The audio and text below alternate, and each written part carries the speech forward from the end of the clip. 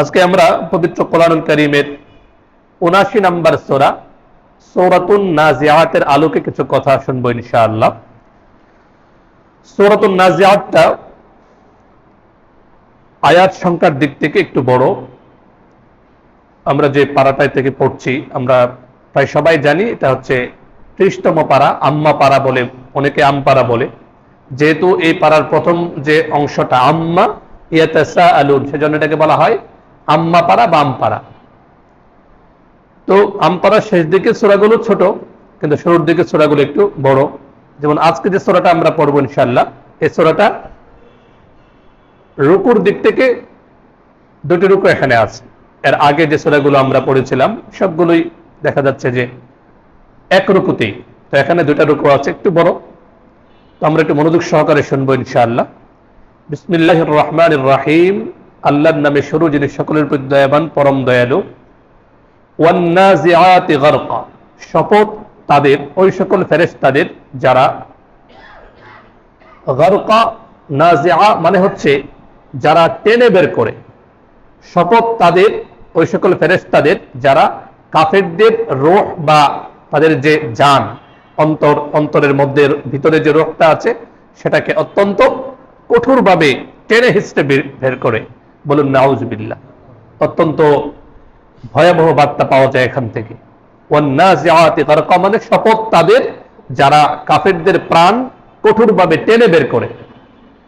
এরপরের আয়াতটা আমাদের জন্য স্বস্তিদায়ক বা আমাদের জন্য আনন্দদায়ক। পরে আয়াতে আল্লাহ বলেন যেন মুমিনরা ভয় না পেয়ে যায়। খেয়াল করেছেন কিনা আপনারা, যেখানে জাহান্নামের কথা সেখানেই জান্নাতের কথা, যেখানে কাফেরদের ধমকি বাণী একটু পরে আল্লাহ সুবহানাহু ওয়া তাআলা মুমিনদেরকে সেখানে একটা মুমিনদের অন্তরে একটা আনন্দকর অনুভূতি বয়ে নিয়ে আসে, স্বাচ্ছন্দ্যকর অনুভূতি তার মধ্যে জাগ্রত হয়, এমন কথা আল্লাহ সুবহানাহু ওয়া তাআলা বলেন। প্রথম আয়াতে বললেন ওয়ান নাজিআতি গারকা, শপথ ওই সকল ফেরেশতাদের যারা কাফেরদের প্রাণকে কঠোরভাবে টেনে হিঁচড়ে বের করে। কাফেরদের রূহ বের হতে চায় না, জোর করে টেনে বের করে। আমরা তাফসীর একটু শুনবো ইনশাআল্লাহ পরে। এরপরে আয়াতে আল্লাহ বলেন ওয়ান নাশিতাতি নাশতা, এবং ওই সকল ফেরেশতাদের শপথ যারা মুমিনদের প্রাণকে বড় কোমলভাবে ধীরে ধীরে বের করে নিয়ে আসে। সুবহানাল্লাহ। আল্লাহ যেন আমাদেরকে সেই মুমিনদের অন্তর্ভুক্ত হওয়ার তৌফিক দান করেন। তৃতীয় আয়াতে আল্লাহ বলেন ওয়াসসাবিহাতি সাবহা, এরপরে কাফের বা মুমিন তাদের রূহটাকে নিয়ে সাবিহাতি সাবহা, দ্রুত গতিতে, তীব্র গতিতে আসমানের দিকে শূন্যে সাঁতার কেটে যায়। ফাসসাবিকাতি সাবকা, দ্রুত গতিতে তারা এগিয়ে যায়। ফাল মুদাব্বিরাতি আমরা, তারপর যে আদেশ পায় সে আদেশকে তারা বাস্তবায়ন করে। অর্থাৎ রূহটার ব্যাপারে আল্লাহ সুবহানাহু ওয়া তাআলা যে আদেশ, কাফের রূহ হলে সেটাকে সিজ্জিনে নিয়ে যাওয়া হয়, আমরা সূরাতুল মুতাফফিফিনে শুনেছিলাম। আর যদি মুমিনের রূহ হয় সেটাকে ইল্লিয়িনে নিয়ে যাওয়া হয়। আল্লাহ যেন আমাদের সকলকে ইল্লিয়িনে আমাদের রূহ নিয়ে যাওয়া হয়, সেই সকল সৌভাগ্যবানদের অন্তর্ভুক্ত হওয়ার তৌফিক দান করেন, বলুন আমিন। তো এই 5টি আয়াতের পরে আল্লাহ সুবহানাহু ওয়া তাআলা একটা এই কসম খেয়েছিলেন, শপথ করেছিলেন। এরপর আল্লাহ বলেন ইয়াউমা তারজুফুর রাজিফা, স্মরণ করে সেই দিনের কথা যেদিন প্রকম্পিতকারী সিংহাধ্বনি সবকিছুকে কাঁপিয়ে দিবে। অর্থাৎ যেদিন কিয়ামত সংঘটিত হবে। তাতবাউহার রাদিফা, তার পেছনে আসবে আরেকটা পরবর্তী বিষয়। অর্থাৎ প্রথমে একটা সিংহায় ফুৎকার দেওয়া হবে, এরপরে আবার আরেকটা সিংহায় ফুৎকার দেওয়া হবে। প্রথম আয়াত দ্বারা উদ্দেশ্য হচ্ছে প্রথম যে সিংহায় ফুৎকার, যেটার পরে সব একেবারে নিস্তেজ হয়ে যাবে, নির্জীব হয়ে যাবে, ভেঙে চুরমার হয়ে যাবে। দ্বিতীয় যখন সিংহায় ফুৎকার দেওয়া হবে, আবার সব আপন আপন জায়গা থেকে, কবর থেকে উঠে পড়বে। যে যেখানে ছিল, সমুদ্রের অতল গহ্বরে একবারে গভীরে যে ছিল সেখান থেকেও সে উঠে পড়বে, নির্দিষ্ট জায়গার দিকে সবাই দৌড়তে থাকবে, হাসরের ময়দানের দিকে। আল্লাহ বলেন কুলুবু ইয়াউমাইযিন ওয়াজিফা, সেদিন বহু হৃদয় হবে প্রকম্পিত, ভয়ে ভীত সন্ত্রস্ত হয়ে পড়বে। আবসারুহা খাশিআ, তাদের চোখগুলো থাকবে অবনত ভয়ে। ইয়াকুলুনা, তারা বলতে থাকবে আ ইন্না লামারদুদুনা ফিল হাফিরা। ওই কাফেররা, মক্কার কাফেররা, ওরা কিন্তু আল্লাহকে মানত, এটা আমরা জানি কিনা। মক্কার কাফেররা কিন্তু আল্লাহকে মানত, তারা আল্লাহকে বিশ্বাসও করত, কিন্তু ওরা এক আল্লাহ বা সবকিছু আল্লাহ করেন এটা ওরা মানতে রাজি ছিল না। এবং ওদের সবচেয়ে বড় যে সমস্যাটা ছিল, এরা পুনরুত্থানকে বিশ্বাস করত না। ওরা বলতো আল্লাহ আছেন। কোরআন কারীমের মধ্যে বারবারই এসেছে যে ওয়ালা ইন সাআলতাহুম মান খালাকাস সামাওয়াতি ওয়াল আরদ ওয়া সাখখারা আশ-শামসা ওয়াল কমার লা ইয়াকুলুন্না আল্লাহ। নবীজিকে আল্লাহ সুবহানাহু ওয়া তাআলা বলছেন যে নবী, আপনি যদি মক্কার কাফেরদেরকে জিজ্ঞেস করেন আকাশের স্রষ্টাকে, জমিনের স্রষ্টাকে, কে চন্দ্র সূর্যকে নিয়ন্ত্রণ করছেন, ওরা বলবে লা ইয়াকুলুন্না, তারা অবশ্যই অবশ্যই বলবে আল্লাহ। কিন্তু ওরা কেন মূর্তি পূজা করত? ওরা বলতো যে আল্লাহ সুবহানাহু ওয়া তাআলা এই পৃথিবীকে পরিচালনা করার জন্য তার বিভিন্ন মন্ত্রী পরিষদের মতো বিভিন্ন মন্ত্রী আছে, তার উপদেষ্টা আছে, তাদের মাধ্যমে আল্লাহ দেশটা এই পুরো কুল কায়নাতকে পরিচালনা করছেন। এবং তারা বলতো মা না'বুদুহুম ইল্লা লিয়ুকাররিবুনা ইলাল্লাহি যুলফা, যে আমরা এই মূর্তিগুলোর পূজা করছি, এই মূর্তিগুলো আমাদেরকে আল্লাহর কাছে প্রিয় করে তুলবে, বলুন নাউযুবিল্লাহ। তো এই মক্কার কাফিরদের একটা বড় অবিশ্বাসের বস্তু ছিল, ওরা পুনরায় পুনরুজ্জীবিত হওয়াকে এরা মানতে রাজি ছিল না। দেখবেন কোরআন যখন আপনারা পড়বেন বারবার আছে যে ওয়াকালু আইদা কুন্না তুরাবান ওয়া ইযামা আইন্না লাফি খালকিন জাদীদ, অনেক আয়াতের মধ্যে এগুলো গিয়েছে যে আরে আমরা মরে একবার মাটির সঙ্গে মিশে যাব, আবার কি পুনরায় জীবিত হব। এটা এরা কোনোভাবে মানতে রাজি ছিল না। এটা আল্লাহ এখানে বলছেন, ইয়াকুলুন, ওরা বলে, মক্কার কাফেররা এখন বলছে যে ইন্না লামারদুদুনা ফিল হাফিরা, আমাদেরকে আবার পূর্বাবস্থায় ফিরিয়ে দেওয়া হবে।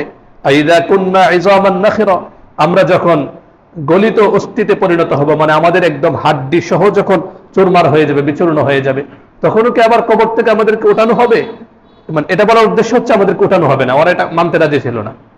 এরপরে ওরা মজা করে বলতো ক্বালু তিলকা ইযান কাররাতুন খাসিরা, যদি এমনটা করা হয় যে 20 বছর 30 বছর 500 1000 বছর কবরে থাকার পরে আবার কবর থেকে আমাদেরকে ওঠানো হবে, যদি এটা হয়েই যায়, ওরা বলতো এটা তো অত্যন্ত বড় ক্ষতির প্রত্যাবর্তন, মানে প্রত্যাবর্তন বা আবার কবর থেকে ওটা তো ভালো কোনো কিছু না, বলুন নাউযুবিল্লাহ। ওরা এটাকে মানে খুবই তুচ্ছ তাচ্ছিল্য করতো, এটা নিয়ে ট্রল করতো ওরা। আল্লাহ বলেন কেন হবে না, ফাইন্নামা হিয়া যাজরাতুন ওয়াহিদা, তোমরা এটা নিয়ে ট্রল করছো, এটা নিয়ে হাস্যরসিকতায় মেতে উঠছো যে পুনরায় কবর থেকে তোমাদেরকে জীবিত করা হবে না, পুনরুত্থান হবে না, এটা মনে করছো। মনে রেখো এটা খুবই সামান্য। ফাইন্নামা হিয়া যাজরাতুন ওয়াহিদা, ওয়াহিদা মানে এক, যাজরা মানে হচ্ছে একটা আওয়াজ, জাস্ট একটা আওয়াজই হবে, এমন এক আওয়াজে তোমরা সব কবর থেকে উঠে পড়বে। সুবহানাল্লাহ। আল্লাহ বলেন ফাইদা হুম বিসাহিরা, সেই যখন আওয়াজ অত সিংহায় ফুৎকার দেওয়া হবে, ফাইদা হুম বিসাহিরা, অমনি পৃথিবীর শুরু থেকে নিয়ে শেষ পর্যন্ত প্রত্যেকটা মাখলুক সেদিন তারা একটা খোলা মাঠে আবির্ভূত হবে, সবাই এক জায়গায় একত্রিত হয়ে যাবে। সুবহানাল্লাহ। ওই যে শুরুর দিকে 5টা আয়াতের মধ্যে যে আল্লাহ কসম খেয়েছিলেন, কসম খেয়ে আল্লাহ সুবহানাহু ওয়া তাআলা বলছেন এই সব কিছু, অর্থাৎ অবশ্যই তোমাদেরকে পুনরায় জীবিত করা হবে, অবশ্যই তোমরা কবর থেকে আবার জীবিত হয়ে আল্লাহ সুবহানাহু ওয়া তাআলার কাছে উপস্থিত হবে এবং জীবনের হিসাব দিতে হবে। এরপরে কতগুলো আয়াতের মধ্যে রাসূলুল্লাহ সাল্লাল্লাহু আলাইহি ওয়াসাল্লামকে সান্ত্বনা দিচ্ছেন আল্লাহ সুবহানাহু ওয়া তাআলা একজনের ঘটনা শুনিয়ে। দেখুন, অনেক সময় আমাদের মধ্যে আমাদের মন খারাপ থাকলে দেখা যায় একই পথে আমরা চলছি, তো একজন পথ চলতে গিয়ে সে একটু কষ্ট পেয়েছে বা তার মন একটু খারাপ হয়ে গিয়েছে, তখন তারই মতো আরেকজন পথ চলে একটু কষ্ট পেয়েছিল, তার গল্পটা শুনলে একটু মোটিভেশন পাওয়া যায়, ঠিক কিনা? একটু মোটিভেশন আসে। তো রাসূলুল্লাহ সাল্লাল্লাহু আলাইহি ওয়াসাল্লাম বারবার মক্কার কাফিরদেরকে কত ভাবে, কত যুক্তিতে তাদেরকে বোঝাচ্ছেন যে তোমরা আখিরাতের প্রতি বিশ্বাস স্থাপন করো, আল্লাহর প্রতি বিশ্বাস স্থাপন করো, কিয়ামতের ময়দানে দাঁড়াতে হবে এটা বিশ্বাস স্থাপন করো। বিভিন্ন ভাবে তাদেরকে বোঝানোর পরেও তারা যখন মানে না, তারা বিভিন্ন ভাবে রাসূল সাল্লাল্লাহু আলাইহি ওয়াসাল্লামকে মেন্টালি টর্চার করছিল, কত ভাবে ওনাকে কষ্ট দিচ্ছিল। এতে করে অনেক সময় মানুষ হিসেবে ওনার মনের মধ্যে একটা কষ্ট চলে আসতো যে ওরা কেন আমার কথা মানে না। দেখবেন সমাজের মধ্যে ভালো একটা আওয়াজ দিলে এটার পক্ষে মানুষের সংখ্যা কম থাকে না বেশি থাকে? কম থাকে, খুবই কম থাকে, দেখা যায়। এটা বাস্তবতা, আমরা সবসময় দেখি। এটা উদাহরণটা দিলে কেমন মনে করেন, কাউকে তুচ্ছতাচ্ছিল্য করছি না। ধরুন কথার কথা, এই যে আমরা ঘোষণা দিলাম তাফসিরের কথা, নামাজের পরে তাফসির হবে, তা ভালো ঘোষণা নাকি কোনো খারাপ কাজের দিকে আহ্বান জানানো হয়েছে? ভালো জিনিস না? এরপরেও আমরা যে পরিমাণ মানুষ নামাজের সময় একত্রিত হয়েছিলাম, আমরা সবাই বসতে পেরেছি? পারিনি। কেন? কারণ শয়তান আমাদেরকে, যারা বের হয়ে গিয়েছেন সবাই যে খুব গুরুত্বপূর্ণ কাজে ব্যস্ত হয়ে গেছেন সেটা এরকম না। দেখা যাবে যে যদি অনুসন্ধান করা হয়, বলা হয়, মানে যদি কাউকে পাঠানো হয় পর্যবেক্ষণ করার জন্য, গিয়ে দেখা যাবে অনেকেই খুবই সামান্য স্থূল কোনো কাজে বসে আছে, কেউ চা খাচ্ছে বা কেউ মোবাইল চালাচ্ছে, মানে সময় নষ্ট করছে। তো ভালো একটা বিষয়ে আওয়াজ দেওয়া হলো, লোকের সংখ্যা কম, অথচ এর মাধ্যমে হয়তোবা একটু সময় বসে থাকার কারণে কিয়ামতে এটা তার নাজাতের উসিলা হয়ে যেতে পারত। তো রাসূলুল্লাহ সাল্লাল্লাহু আলাইহি ওয়াসাল্লাম কত ভাবে মানুষকে বোঝাচ্ছেন, কিন্তু এই যে রাসূল সাল্লাল্লাহু আলাইহি ওয়াসাল্লাম প্রায় 13 বছর মক্কাতুল মুকাররমায়, সাহাবায়ে কেরাম একটা জামাত তৈরি হয়েছিল, কিন্তু সবাই কি মুসলমান হয়ে গিয়েছিল? হয়নি। অথচ তাদেরকে ভালো জিনিসের দিকে দেখেছেন নাকি খারাপ জিনিসের দিকে? ভালো জিনিসের দিকে। তো এইভাবে যখন রাসূলুল্লাহ সাল্লাল্লাহু আলাইহি ওয়াসাল্লাম বারবার ডাকার পরেও আবু জাহেল, উতবা, শাইবা ওরা যখন ঈমান আনছিল না, ওনার মনে একটু কষ্ট লাগতো যে কেন এরা ঈমান আনে না, ভালো জিনিসটা কেন মানতে চায় না। তখন আল্লাহ সুবহানাহু ওয়া তাআলা হযরত মূসা আলাইহিস সালামের গল্প, মূসা আলাইহিস সালামের কাহিনী তাকে বলে মোটিভেশন দিচ্ছেন। আল্লাহ সুবহানাহু ওয়া তাআলা বলেন, হাল আতাকা হাদিসু মূসা, আমার রাসূল আপনার কাছে কি মূসার গল্প এসেছে, মানে মূসার বৃত্তান্ত কি আপনার কাছে পৌঁছেছে? কি ইদ নাদাহু রাব্বুহু বিল ওয়াদিল মুকদ্দাস তুয়া, যখন তার প্রতিপালক তাকে তুয়া উপত্যকায় ডাক দিয়ে বলেছিলেন যে ইযহাব ইলা ফিরআউনা ইন্নাহু তাগা, যাও তুমি ফিরআউনের কাছে যাও, গিয়ে তাকে আল্লাহর দ্বীনের দিকে আহ্বান জানাও, কারণ সে ইন্নাহু তাগা, সে সীমালঙ্ঘন করেছে, অধ্যত্ব প্রদর্শন করেছে। তো এখানে মুসা আলাইহিস সালামের গল্প বলা হয়েছে। আর আপনারা জানেন, যারা কোরআন মাজিদ পড়েছেন, যে কোরআন মাজিদ জুড়ে বিভিন্ন সূরার মধ্যে হযরত মুসা আলাইহিস সালামের গল্প। এর মাধ্যমে আমাদেরকে সতর্ক করা হচ্ছে, রাসূলুল্লাহ সাল্লাল্লাহু আলাইহি সাল্লামকে মোটিভেশন দেওয়া হচ্ছে যে এই পৃথিবীতে সবচেয়ে বড় স্বৈরাচার, সবচেয়ে বড় জালেম ছিল ফিরআউন। সে এমন সীমালঙ্ঘন করেছিল, নিজেকে সামনে আসবে একেবারে সবচেয়ে, শুধু রব না, রব্বুকুমুল আ'লা, আ'লা মানে সবচেয়ে বড় রব সে বলেছিল। এত বড় জালেম, তার ধ্বংসের গল্প আল্লাহ কোরআন মাজিদে একাধিকবার বলেছেন, যেন মানুষ সতর্ক হয়ে যায় যে তোমরা কিসের স্বৈরাচার, কিসের জালেম। ফেরাউনের মতো জালেমকে একদম নাকানে চুবানি খাইয়ে একদম পানিতে ডুবিয়ে মেরেছি, আর তোমরা দুনিয়ার যত স্বৈরাচার জালেমরা আছে তোমরা কিছুই না। হযরত মূসা আলাইহিস সালাম, তিনি হযরত হারুন আলাইহিস সালাম, তারা দুজন ফেরাউনের কাছে দাওয়াত নিয়ে যাওয়ার জন্য আল্লাহ সুবহানাহু ওয়া তাআলা জানাচ্ছেন যে ইয নাদাহু রাব্বুহু, যখন তার প্রতিপালক, মূসা আলাইহিস সালামের প্রতিপালক তাকে ডাকছিলেন তুয়া নামক উপত্যকা। তুয়াটা হচ্ছে বর্তমানে আপনারা ম্যাপে দেখবেন মিশরের একটা সিনাই মরুভূমি আছে, বিশাল মরুভূমি। সেই মরুভূমির একটা অংশ, একটা উপত্যকা, জায়গার নাম হচ্ছে তোয়া। এটার নাম কি? তোয়া। সেখানে হযরত মূসা আলাইহিস সালামকে তাওরাত দেওয়া হয়েছিল, আল্লাহর সঙ্গে তিনি কথা বলেছিলেন। তো ওই সময় আল্লাহ সুবহানাহু ওয়া তাআলা বলেছিলেন যে যাও তুমি ফেরাউনের কাছে যাও, গিয়ে তাকে একটু বোঝাও। ফাকুল হাল লাকা ইলা আন তাযাক্কা, তুমি তাকে গিয়ে বলো, ফেরাউনকে গিয়ে বলো, ফেরাউন তোমার কি এই আগ্রহ আছে তুমি শুধরে যাবে? ওয়া আহদিয়াকা ইলা রাব্বিকা ফাতাখশা, আমি কি তোমাকে দেখাবো তোমার প্রতিপালকের পথ, যাতে করে তুমি পরিশুদ্ধ হয়ে যাও। ফাআরাহুল আয়াতাল কুবরা, এরপর আল্লাহ সুবহানাহু ওয়া তাআলা তাকে অনেক বড় নিদর্শন দেখালেন। কি নিদর্শন? সংক্ষেপে বলছি, এগুলো আপনারা অনেক জায়গায় শুনেছেন যে আল্লাহ সুবহানাহু ওয়া তাআলা হযরত মূসা আলাইহিস সালামের হাতে লাঠি ছিল, আল্লাহ বলেন ফালকিহা ইয়া মূসা, এটাকে ফেলে দাও, নিক্ষেপ করো। আল্লাহ এটাকে হাইয়াতুন তাসআ, বিশাল বড় এক অজগর সাপে পরিণত করলেন। সুবহানাল্লাহ।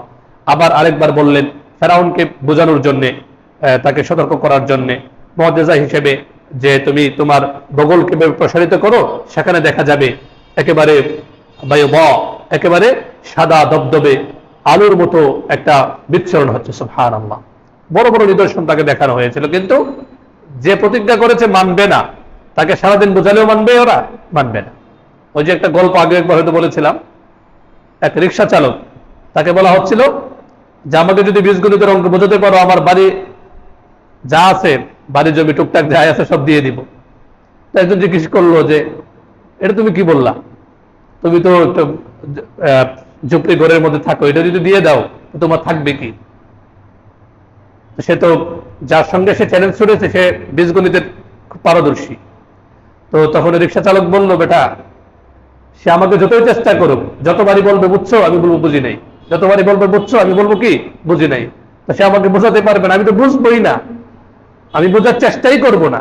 তো যখন আমাকে বোঝার আমি চেষ্টাই করবো না, বুঝবোই না, আর যখন আমি বুঝবোই না, সে আমাকে বোঝাতে পারবে না, আমার বাড়ি জমি দেওয়া লাগবে না। তো এই যে বদমাশ ফেরাউন, সে প্রতিজ্ঞাই করে সে মানবেই না, কোনোভাবেই মানবে না। তো তার কাছে নিদর্শন দেখানো বা তার কাছে কোনোভাবেই বললেও সে মানার লোক ছিল না। নয়তো সে যদি তো চিন্তা ভাবনা করতো, সেটা চিন্তাকে কাজে লাগাতো, হযরত মূসা আলাইহিস সালাম যেভাবে যতটা দরদের সঙ্গে তাকে বুঝিয়েছে, অবশ্যই সে ঈমান আনতো, কিন্তু সে ঈমান আনা ছিল না। আল্লাহ সুবহানাহু ওয়া তাআলা বলেন যে আমি এত নিদর্শন দেখানোর পরেও ফাকাযযাবা, সে এগুলোকে প্রত্যাখ্যান করেছে। আমি মূসা আলাইহিস সালামের মাধ্যমে যে নিদর্শন দিয়েছিলাম এগুলোকে সে মিথ্যা প্রতিপন্ন করেছে, এবং ওয়াসা, এবং সে অবাধ্যতা প্রদর্শন করেছে। সুম্মা আদবারা ইয়াসআ, কিন্তু একটু পরে আবার পালিয়ে পিছনে দৌড়ে গিয়েছে। কখন? যখন হযরত মূসা আলাইহিস সালাম মুজিজা হিসেবে তার সাপ, লাঠি থেকে বিশাল বড় সাপ হয়ে গেল, এটা দেখে ভয়ে দৌড়। কে? ফেরাউন। দৌড়ে গিয়ে স্বৈরাচার বা জালিমদের একটা বড় অস্ত্র। জালেমরা যখন কোনো যুক্তি বা কোনোভাবে পারে না, তখন ওরা কি বলে? যুক্তিতে পারলাম না, তোকে শক্তি দিতে একদম দেখে নিব। দেখবেন এটা আপনার বা আমাদের যারা একটু বড়, তাদেরকে যদি একটু বোঝানোর চেষ্টা করে, সে রাষ্ট্রের প্রধান হোক বা একটু পদে বড় হোক, একটা সহজ জিনিস বোঝানোর চেষ্টা করতেন, সে বুঝবে না। না বুঝে সে কি করবে? যে আমি যেটা বলছি ওইটাই। এমন করে কিনা? এমন অনেকেই করে, আমি যেটা বলছি ওইটাই। ফেরাউনকে বিভিন্নভাবে বোঝানোর পরে সে যখন কোনোভাবে মানে না, আর এটা স্বৈরাচার বা জালেমদের একটা নীতি হচ্ছে যে তোর সঙ্গে যুক্তিতে পারিনি, তোকে শক্তিতে দেখে নিব। তো স্বাভাবিকভাবে তার পরাজিত হওয়ার কথা, কিন্তু এই জালেম বদমাশ সে দৌড়ে গিয়ে ফাহাশারা ফানাদা, সে গিয়ে বলল যে মূসা যে যুক্তি দেখাইলো, সে যে জাদুকরদের সব জাদুকে একবারে তার মুজিজার মাধ্যমে, তার যে এই অজগরের মাধ্যমে সব খেয়ে ফেললো, এগুলো আমি কোনো কিছু বুঝি না, কোনো কিছু মানি না। ফাহাশারা, সে ঘোষণা দিল, ফানাদা, ডাক দিল, ফাকাল আনা রাব্বুকুমুল আ'লা। নাউযুবিল্লাহ। সে কি বলল? সে বলল কোনো বুঝি না, কোনো নিয়ম কানুন আমি জানি না, আনা রাব্বুকুমুল আ'লা, আমি তোমাদের সবচেয়ে বড় রব। বলুন নাউযুবিল্লাহ। শুধু রব না, এবং তোমাদের সবচেয়ে বড় রব। এরপর আল্লাহ সুবহানাহু ওয়া তাআলা রবগিরিটা একবারে বের করে দিয়েছেন আল্লাহ। ফাআখাযাহু আল্লাহু নাকালাল আখিরাতি ওয়াল উলা। আল্লাহ সুবহানাহু ওয়া তাআলা পরিণামে তাকে পাকড়াও করলেন আখিরাতে এবং দুনিয়ার শাস্তিতেও। আখিরাতে তো জাহান্নাম, চিরকালের জাহান্নাম, আর দুনিয়াতেও সে একেবারে পানিতে ডুবে ডুবে ডুবে ডুবে বড় লাঞ্ছিত হয়ে সে মারা গিয়েছে। নাউযুবিল্লাহি মিন যালিক। আল্লাহ এই ঘটনা বর্ণনা করে বলছেন, ইন্না ফি যালিকা লাইবরা লিমান ইয়াখশা। এই ঘটনার মধ্যে শিক্ষা রয়েছে যারা আল্লাহ সুবহানাহু ওয়া তাআলাকে ভয় করে। আল্লাহকে ভয় করলে শিক্ষাটা গ্রহণযোগ্য। নয়তো দেখেন ইতিহাসের সবচেয়ে বড় শিক্ষা কি? ইতিহাস থেকে কেউ শিক্ষা নেয় না, এটাই বাস্তবতা। এজন্য আল্লাহ বলছে শিক্ষা কেবল তারাই গ্রহণ করবে যারা আল্লাহকে ভয় করে। নয়তো ফেরাউনের পরে কি পৃথিবীতে কোনো জালেম ছিল না? ওরা কি জানতো না? এগুলো সব জানতো। কত জালেম আসলো গেল, নিশ্চিহ্ন হয়ে গিয়েছে। কিন্তু ইতিহাসের সবচেয়ে বড় শিক্ষা কি? ইতিহাস থেকে কেউ শিক্ষা নেয় না। আল্লাহ সুবহানাহু ওয়া তাআলা বলেন শিক্ষা তাদের জন্য রয়েছে যারা আল্লাহকে ভয় করে। আল্লাহ বলেন আআনতুম আশাদ্দু খালকান আমিস সামাউ বানাহা। হে মানুষ, তোমাদেরকে সৃষ্টি করেছি, এই তোমাদেরকে সৃষ্টি করা বেশি কঠিন নাকি আকাশকে যে আল্লাহ সুবহানাহু ওয়া তাআলা নির্মাণ করেছেন সেটা বেশি কঠিন? আল্লাহ সুবহানাহু ওয়া তাআলা বলেন রাফা'a সামকাহা ফাসাওয়াহা। তিনি একে উচ্চ করেছেন, মানে আকাশকে সুউচ্চ করে সৃষ্টি করেছেন। এরপরে ফাসাওয়াহা, সুন্দর করে বিন্যস্ত করেছেন। ওয়া আগতাশা লাইলাহা, তিনি তার রাতকে অন্ধকারাচ্ছন্ন করেছেন। ওয়া আখরাজা দুহাহা, এবং দিনকে করেছেন, দিনের আলোকে প্রকাশ করেছেন। রাতের বেলায় উপরের দিকে তাকালে কোনো কিছু দেখা যায় অন্ধকার, আবার দিনের বেলায় তাকালে সব স্বচ্ছ পরিষ্কার স্পষ্ট দেখা যায়। আল্লাহ বলেন ওয়াল জিবাল আরসাহা। এরপর তিনি বিভিন্ন দিক থেকে পাহাড়ের মাধ্যমে এটাকে সুদৃঢ় করেছেন। পাহাড় পৃথিবীতে প্রতিষ্ঠিত হওয়ার আগে পৃথিবী নড়ত, কাঁপত পৃথিবী। আল্লাহ সুবহানাহু ওয়া তাআলা বিশাল পাহাড়ের মাধ্যমে এটাকে আরো মজবুত করে দিয়েছেন। আল্লাহ বলেন এই সব কিছু করেছে কেন? মাতাআন লাকুম, তোমাদের জন্য, তোমাদের উপভোগের জন্য। তোমাদের কিসের জন্য? উপভোগ করবে, তোমরা এখানে বাস করবে। কিন্তু তোমাদেরকে কি এই দুনিয়ার জন্য সৃষ্টি করেছি? তোমাদেরকে দুনিয়ার জন্য সৃষ্টি, দুনিয়া তোমাদের জন্য সৃষ্টি করেছি। ওয়ালি আনআমিকুম, তোমরা থাকবে, তোমাদের গবাদি পশু এখানে উপভোগ করবে। কিন্তু আমি তোমাদেরকে সৃষ্টি করেছি ওয়ামা খালাকতুল জিন্না ওয়াল ইনসা ইল্লা লিয়াবুদুন। পৃথিবী সৃষ্টি করেছি তোমাদের জন্য। হুয়াল্লাযী খালাকা লাকুম মা ফিল আরদি জামিআ, এই পৃথিবীতে যা কিছু আছে সব মানুষের উপকারের জন্য সৃষ্টি করা হয়েছে, আর মানুষকে সৃষ্টি করা হয়েছে আল্লাহর জন্য, আল্লাহর ইবাদত করার জন্য। এরপর আল্লাহ সুবহানাহু ওয়া তাআলা বলেন ফাইদা জাআতিত তাম্মাতুল কুবরা, এরপর যখন বিশাল মহাবিপর্যয় সংঘটিত হবে, অর্থাৎ কিয়ামত সংঘটিত হবে, ইয়াউমা ইয়াতাযাক্কারুল ইনসানু মা সাআ, সেদিন সব মানুষ জানতে পারবে সে কি কাজ করেছে, তার কৃতকর্মগুলো সেদিন মানুষ স্মরণ করবে। ওয়া বুররিজাতিল জাহিমু লিমান ইয়ারা, এবং জাহান্নামকে প্রত্যেক দর্শকের সামনে প্রকাশ করে দেওয়া হবে। নাউযু বিল্লাহি মিন যালিক, কি ভয়াবহ অবস্থা হবে। আল্লাহ বলেন ফাআম্মা মান তাগা, দুনিয়াতে যারা সীমা লঙ্ঘন করেছে, আল্লাহ যেটা বলেছেন তার বিরুদ্ধে চলেছে, সম্পূর্ণ ইসলামের বিরোধিতা করেছে, ওয়া আসারাল হায়াতাদ দুনিয়া, দুনিয়ার জীবনকে যারা প্রাধান্য দিয়েছে। অত্যন্ত ভয়াবহ বার্তা এই আয়াতের মধ্যে। যারা সীমালঙ্ঘন করে দুনিয়ার জীবনকে যারা প্রাধান্য দেয়, দুনিয়ার জীবনকে প্রাধান্য দেওয়ার মানে কি? আখিরাতকে ভুলে যাওয়া, আল্লাহর হুকুম অমান্য করাই হচ্ছে দুনিয়ার জীবনকে প্রাধান্য দেওয়া। আল্লাহ বলেছেন পর্দা করো, আমরা পর্দার বিরুদ্ধে চললাম। আল্লাহ বলেছেন আল্লাহর জমিনে আল্লাহর দিনকে বিজয়ী করো, উল্টা দিকে চললাম। এটাই হচ্ছে দুনিয়াকে প্রাধান্য দেওয়া। আল্লাহ বলেন যারা অবাধ্যতা করে দুনিয়ার জিন্দেগি, দুনিয়ার জীবনকে যারা প্রাধান্য দেয়, ফাইন্নাল জাহিমা হিয়াল মাওয়া, জাহান্নামী হচ্ছে তাদের জন্য ঠিকানা। বলুন নাউযু বিল্লাহ। সহজ বার্তা এখানে। পক্ষান্তরে যেখানে জাহান্নামের কথা, একটু পরে আল্লাহ জান্নাতের কথা বলে দেন। আল্লাহ বলেন ওয়া আম্মা মান খাফা মাকামা রাব্বিহ, যারা তাদের প্রতিপালকের সামনে উপস্থিত হওয়াকে, নিজের প্রতিপালকের সামনে দণ্ডায়মান হওয়াকে ভয় করে, ওয়া নাহান নাফসা আনিল হাওয়া, নিজের কুপ্রবৃত্তিকে, খারাপ কাজ থেকে টান দিয়ে ধরে নিজেকে বিরত রাখে, মানে মন্দ কাজে সে জড়ায় না। আল্লাহ বলেন ফাইন্নাল জান্নাতা হিয়াল মাওয়া, এমন ব্যক্তিদের জন্য জান্নাতি হচ্ছে ঠিকানা। সুবহানাল্লাহ। এরপর আল্লাহ বলেন ইয়াসআলুনাকা আনিস সাআতি আইয়ানা মুরসাহা, লোকেরা তোমাকে জিজ্ঞেস করে যে কিয়ামত কবে সংঘটিত হবে।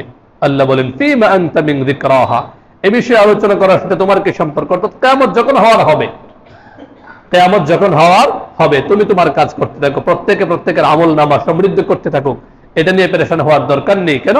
ইলা রাব্বিকা মুনতাহাহা, এর চূড়ান্ত জ্ঞান তো তোমার প্রতিপালকেরই, অর্থাৎ আল্লাহই জানেন কিয়ামত কখন হবে। আমাদের সমাজে কিছু মানুষ আছে খুব বেশি এগুলো নিয়ে বাড়াবাড়ি করে, কখন কিয়ামত হবে, যে অমুক তারিখ কিয়ামত হয়ে যাচ্ছে, অমুক তারিখ কিয়ামত হয়ে যাচ্ছে। এগুলো শুনেন কিনা আপনারা? বিশেষ করে ফেসবুক, ইউটিউবে কয়েকদিন পর পরে এগুলো মানে একটা আতঙ্ক সৃষ্টি করে। এক্ষেত্রে মূল কথা হচ্ছে কিছু আলামতের কথা হাদিসে আছে, কিন্তু মূলত কিয়ামত কখন হবে একমাত্র আল্লাহই ভালো জানেন। আপনার আমার কাজ হচ্ছে আল্লাহর হুকুম পালন করা। যার যখন হায়াত শেষ সে মারা যাবে, পৃথিবীর যখন সময় শেষ হবে আল্লাহর হুকুমে পৃথিবী ধ্বংস হয়ে যাবে। কিয়ামত যখন হওয়ার হবে, এটা নিয়ে তো আতঙ্কিত হওয়ার কিছু নেই। আচ্ছা, আমরা সবাই আতঙ্কে একদম কাঁপতে থাকলাম, কিয়ামত কি আর একটু নির্ধারিত সময়ের চেয়ে পরে হবে? যখন হওয়ার তখনই হবে, এটা নিয়ে পেরেশান হয়। এখান থেকে আয়াত আমাদেরকে বার্তা দিচ্ছে, এটা তোমার প্রতিপালকের উপর ছেড়ে দাও। কিয়ামত কখন হবে এটা কেউ জানে না। দেখবেন অনলাইনে কদিন পর পর এটা নিয়ে এমন এমন তথ্য, মানে ভুয়া তথ্য দেওয়া শুরু করে, এটা হয়ে গেছে, অমুক তারিখ কিয়ামত হয়ে যাবে। গত বছর, আগের বছর সম্ভবত একবার রমজানের কত তারিখে, রমজানে না কোন সময় জানি একবার একজনে এসে এমন ভাবে বলা শুরু করলো, আমি যে বাসায় থাকি পাশে মহিলারা এসে বাসায় বলা শুরু করলো যে কিয়ামত নাকি অমুক তারিখে হয়ে যাবে। পরে আমি বললাম সম্পূর্ণ ভুয়া, কারণ কোরআনের চেয়ে বড় আর কোনো কিছু হতে পারে না। কোরআন হচ্ছে সবচেয়ে বড় জ্ঞানের ভান্ডার। কোরআনে আল্লাহ বলে দিয়েছেন যে পাঁচটা জিনিস এমন আছে যেটার বিষয়ে কেউ জানে না, একমাত্র আল্লাহই জানেন। এর মধ্যে একটা হচ্ছে কিয়ামত কখন হবে, কিয়ামত কখন হবে। আর ইলা রাব্বিকা মুনতাহা, এই আয়াত দলিল যে কিয়ামতের যথার্থ জ্ঞান একমাত্র কার কাছে? আল্লাহর কাছে। কাজে পেরেশান হওয়ার কোনো দরকার নেই। যখন হওয়ার হবে, আপনার আমার কাজ হচ্ছে কি আল্লাহর হুকুম পালন করে নিজেকে তৈরি করা। আল্লাহ বলেন ইন্নামা আনতা মুনযিরু মান ইয়াখশাহা, এই কিয়ামত বিষয়ে তুমি তাকেই সতর্ক করতে পারবে যে কিয়ামতকে ভয় করে বা আল্লাহকে ভয় করে। কিয়ামতকে ভয় করা তো আল্লাহকে ভয় করা। কিয়ামতের দিন কি ভয়াবহ অবস্থা হবে। আল্লাহ বলেন কান্নাহুম ইয়াউমা ইয়ারাউনাহা, যেদিন কিয়ামতকে মানুষ দেখবে সেদিনের মানুষের অবস্থা এমন হবে যেন তারা লাম ইয়ালবাসু ইল্লা আশিয়াতান আও দুহাহা, যেন তারা দুনিয়াতে যে 100 বছর 150 বছর 200 বছর যে বাঁচলো, সে কিয়ামতের ভয়াবহ বিভীষিকাময় পরিস্থিতি দেখে সে ভাববে যেন দুনিয়াতে সে এক সকাল বা এক বিকেল সে অবস্থান করেছিল, এর চেয়ে বেশি সে অবস্থান করেনি। বলুন নাউজুবিল্লাহ। দুনিয়ার মানুষের নিয়মটা এটা, মানুষের যে হঠাৎ যখন বিপদ চলে আসে, বিশাল বড় বিপদ, তখন পিছনে সবকিছু মানুষ ভুলে যায়, আরাম আয়েশের কোনো কিছু মনে থাকে না। তো 60, 70, 100, 150, 500, 1000 বছর যারা পিছনের জাতি যারা দুনিয়াতে ছিল, ওরা যেদিন কিয়ামতের ভয়াবহ অবস্থা দেখবে, মনে হবে তারা কিছুই দুনিয়াতে অল্প সময় অবস্থান করেছিল, যেন দুনিয়ার জিন্দেগিটা খুব সামান্য ছাড়া কিছুই। তো এই হচ্ছে সূরাতু আন-নাজিআতের 46টি আয়াতের অর্থ এবং সংক্ষিপ্ত তাফসীর। তো শুরুর দিকে আল্লাহ সুবহানাহু ওয়া তাআলা যে বলেছিলেন আন-নাজিআতি গারকা, যে খুব কঠোরভাবে রূহ বের করবে। আব্দুল্লাহ ইবনে আব্বাস রাদিয়াল্লাহু আনহুমা বলেন উদ্দেশ্য হচ্ছে কাফেররা, কাফেরদের রূহ বের হতে চাইবে না। যখন ফেরেশতারা আসবে, রূহ ভিতরে আরো পলায়ন করবে, সে আল্লাহর সঙ্গে বা আল্লাহর আযাব দেখে ভয়ে ভীত সন্ত্রস্ত হয়ে ভিতরে ঢুকে পড়বে। অত্যন্ত কঠোরভাবে জোর করে ওর রূহটাকে বের করা হবে। কোন হাদিস থেকে জানা যায় যে জীবন্ত একটা ছাগল বকরি থেকে তার চামড়াটা তুলে ফেলে যে পরিমাণ কষ্ট, এর চেয়ে ভয়াবহ কষ্ট হবে যারা কাফের, যারা গুনাহে ডুবন্ত, ওদের রূহটাকে যখন বের করা হবে। বলুন নাউযুবিল্লাহ, আল্লাহ আমাদেরকে হেফাজত করুন। এরপরের আয়াতে উদ্দেশ্য হচ্ছে মুমিনরা, অর্থাৎ ওয়ান্নাশতাতিনাশতা মানে খুব কোমল ভাবে আদর করে। কোন হাদিস থেকে জানা যায় যে বাচ্চা যেভাবে মায়ের দুধ পান করতে করতে আরামে ঘুমিয়ে যায়, মুমিনের রূহটাকে আল্লাহ সুবহানাহু ওয়া তাআলার হুকুমে ফেরেশতারা ওরকম আরামের সঙ্গে বের করে নিয়ে আসবেন। সুবহানাল্লাহ, আল্লাহ যেন সেই সকল সৌভাগ্যবানদের তালিকায় আমাদের নাম লিখে রেখে দেন। এরপরে কয়েক বিষয়ে কসম খেয়ে আল্লাহ সুবহানাহু ওয়া তাআলা বলতেছেন যে কিয়ামত সংঘটিত হবে, এ বিষয়ে নির্দেশনা আমাদেরকে দেওয়া হয়েছে।